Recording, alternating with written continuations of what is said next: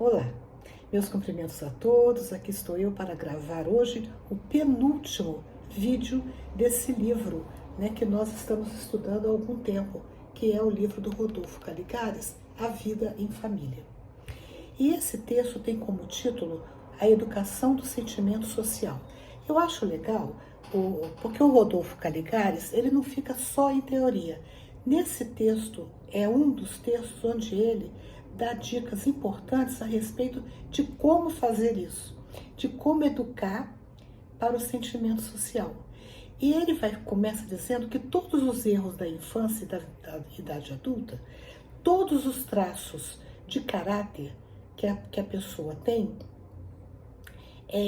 decorre de uma dificuldade de relação e que tem por origem uma falta do sentimento social. O que quer dizer isso? Que desde lá da infância a criança não desenvolveu esse sentimento de que ela pertence a uma sociedade. E o que quer dizer pertencer a um grupo social? Que ela não está sozinha, que ela vai precisar de saber se comportar nesse grupo de modo a respeitar e ser respeitada. Ela não vai poder fazer o que ela bem entende, né? Bom, então o Caligares, ele continua dizendo assim, que os pais devem se dedicar, portanto, especial atenção a esse aspecto da formação de seus filhos, ou seja, da educação do sentimento social, que sem dúvida é o mais difícil de todos. Olha o que ele está falando aqui pra gente. É fácil você matricular uma criança na escola. Mandar a criança, compra o material, o uniforme e manda a criança para a escola. É relativamente fácil. Pode ser custoso, dispendioso, mas é fácil. Agora, cuidar para que essa cabecinha se desenvolva para ser um ser que vai desenvolver esse sentimento social, aí a coisa começa a ficar mais complexa. É isso que o Caligares diz. Isso é o mais difícil de todos, mas também o de maior relevância. Eis que se dirige a maior chaga da humanidade. Porque quando os pais não ficam atentos a essa importância de educar a criança para ser um ser com sentimento social, ela vai se tornar um ser egoísta, que vai querer tudo para ela, só pensa nela.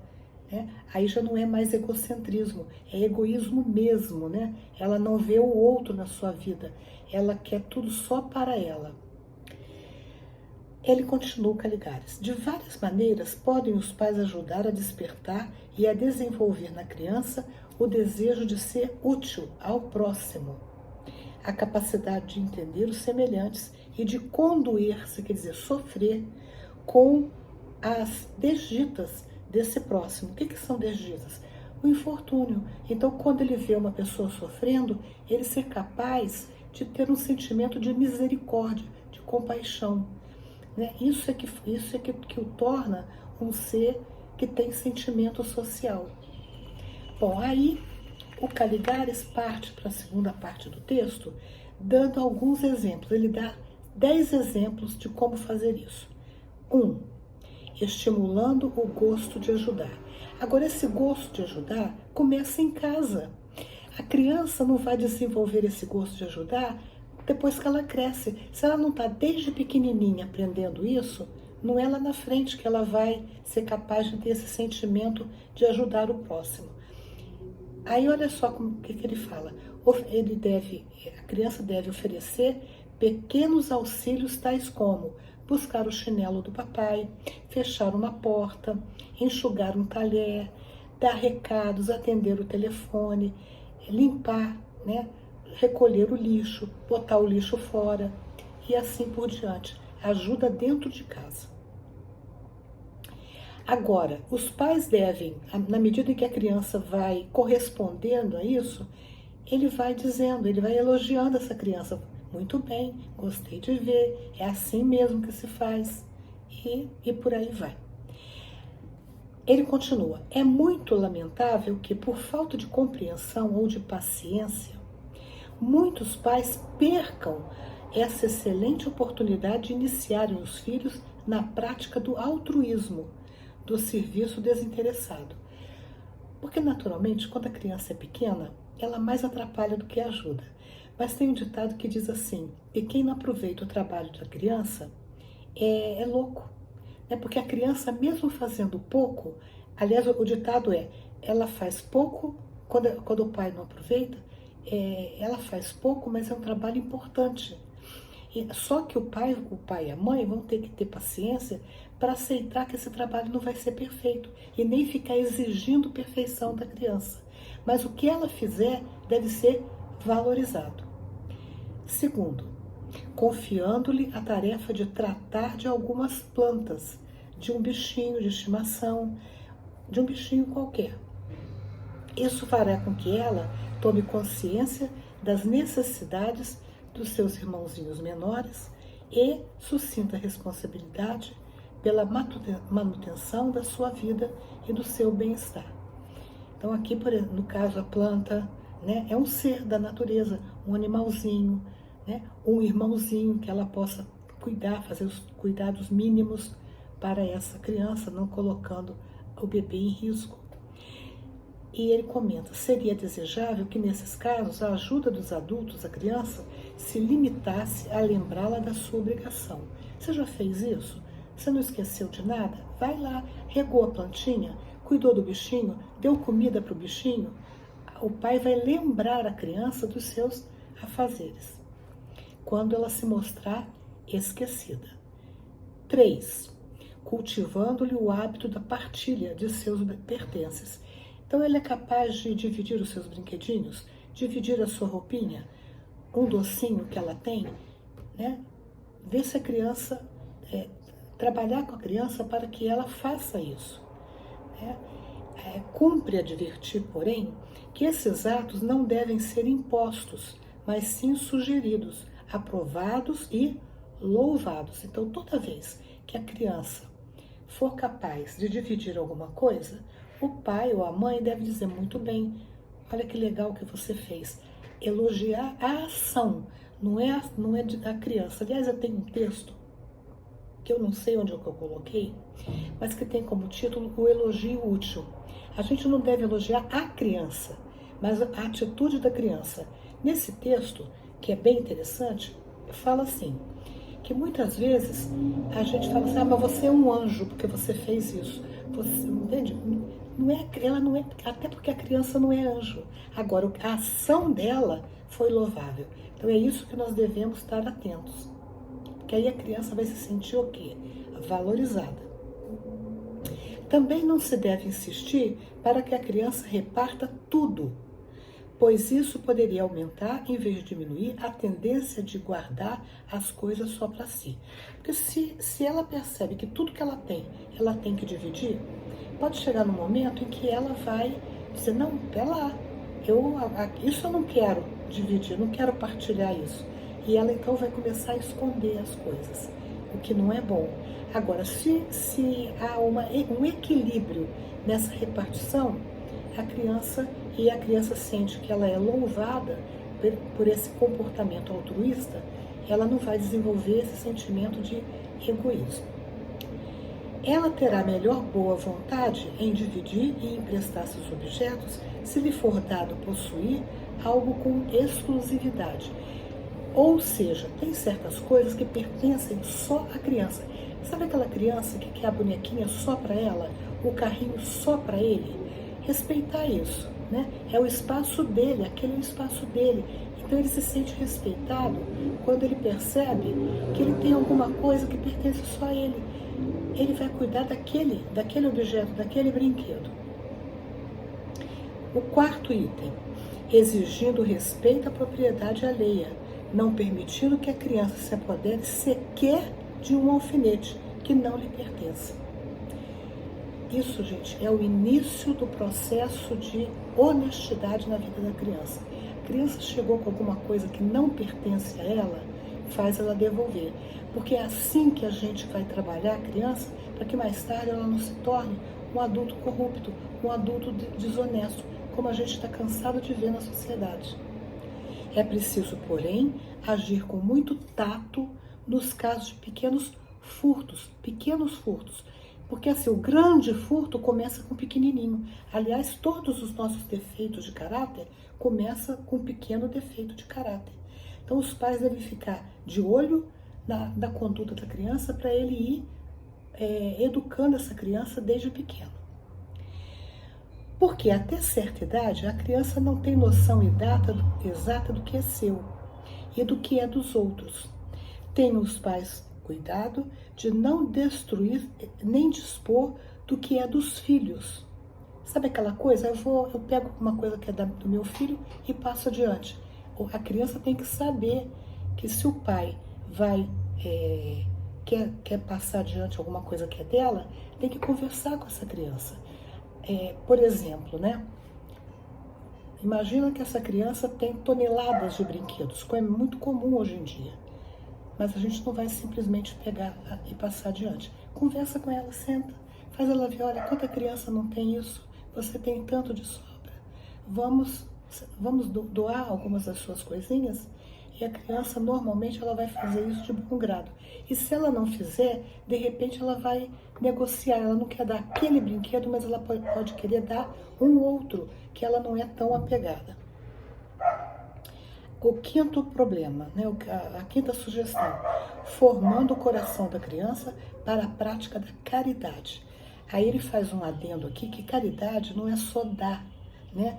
Não é no sentido de dar esmola, mas é no sentido de selecionar uma roupa que não presta mais, alguma coisa. E também não é aquela roupa que ninguém quer, que está imprestável, né? Por exemplo, vou dar um exemplo pessoal. Aqui em casa, a gente costumava fazer, de quando em quando, uma geral no armário, passando uma roupa de uma criança para outra. Consertava, lavava direitinho e passava para o menorzinho. Por quê? Porque não cabia mais nela, né? Então a criança vai aprendendo que o que não serve para ela, serve para o outro. E quando já não tinha mais para quem passar, da mesma forma a gente limpava, fazia a criança perceber que a gente não vai dar para o pobre algo que está rasgado, sujo, né? Não, o pobre, aquela outra criança que é necessitada, nem por isso ela é menos importante. Eu vou fazer a minha criança perceber assim, a sua roupinha, que não serve mais para você, mas que ainda está em boas condições, nós vamos passar para outra criança. E ele vai falar assim, né, que a criança pode também dar uns trocadinhos que sobra dela, um resto de comida boa, não é comida estragada. Tem um texto que está no livro Pai Nosso, se não me engano, da Meimei, que eu acho bem interessante, que conta que uma criança, ela estava justamente nessa fase de querer ajudar o próximo. Mas o que ela fazia? Ela ficava lá na padaria do pai, no caixa. E toda vez que passava uma pessoa necessitada, ela ia lá, abria o caixa e dava um trocado para esse pobre. O pai, observando aquilo, ia achando que era um comportamento muito bom, mas até certo ponto. O pai chamou ela e falou assim, agora em diante, você vai dar o que é seu, porque o que está no caixa é meu. E eu não quero que você faça mais isso. E a criança, então, aprendeu o quê? A dividir, mas o que era dela. Não é dar, é muito fácil a gente dar o que é do outro, né?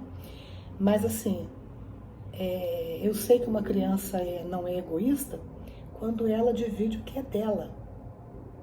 O do outro é do outro. O sexto exemplo que ele dá, ensinando a orar, mas não de forma egoísta. O que ele fala aqui? Aquela criança que quando vai orar, ela pede a Deus tudo para ela, né? Quando, na verdade, tem tantas pessoas que passam por necessidades muito maiores das dela. E às vezes a necessidade dela nem é tão importante assim, né? Mas ela sabe que tem um coleguinha, que o avô, a avó, a mãe, a tia, o irmão está doente. Vamos ensinar essa criança a orar por esse outro ser, né? A pedir a Deus que proteja o meio ambiente, que proteja os animais, as plantas, o planeta, né? Então, ou seja, ela vai desfocar a sua prece não só para o seu bem-estar, mas para o bem-estar do próximo. Sétimo, fazendo-a compreender que seu direito termina onde começa o do seu semelhante explicando-lhe, por exemplo, que ela tem o direito de brincar, mas não pode atrapalhar o irmão que, por exemplo, pode estar estudando. Então, se o irmãozinho está estudando, vai brincar, mas sem fazer barulho. Por quê? Porque ela vai atrapalhar o seu irmão. Ela tem direito de brincar? Tem, mas o irmão também tem o direito de ter um ambiente apropriado para que ele faça as tarefas, para que ele aprenda de uma forma sossegadamente. 8. Treinando na tolerância para que aprenda a desculpar as fraquezas alheias. Dentre outras, as gulodices do irmãozinho, a impontualidade do amiguinho, por quem espera, se ela tiver que esperar alguém, ela perdoar quando o amigo chega um pouquinho atrasado. O mau humor da professora. Porque, gente, vocês já pensaram? Às vezes a gente perde a paciência com 1, com 2, com 4 que seja. E a professora que está com 30 alunos dentro de sala de aula e que de repente ela perde as estribeiras, perde a paciência. Então a gente tem que explicar para a criança que, olha, sua professora perdeu, ficou mal-humorada hoje, entenda, ponha-se no lugar dela, ajudar a criança a fazer isso, a se deslocar de si para ver a posição do seu próximo. 9. Valorizando os préstimos dos que nos servem no próprio domicílio. Então, olha só, a criança, muitas vezes, ela tem o privilégio de, na casa dela, ela tem empregada, tem uma babá, tem uma cozinheira, tem uma lavadeira, tem uma faxineira e outras pessoas que possam vêm na casa para os trabalhos domésticos. E aí, a criança deve aprender a receber essa pessoa dizendo bom dia, boa tarde, muito obrigada, me desculpa, porque essa pessoa que está ali é um ser humano como ela, Então, valorizar esse trabalho e respeitar essa pessoa também.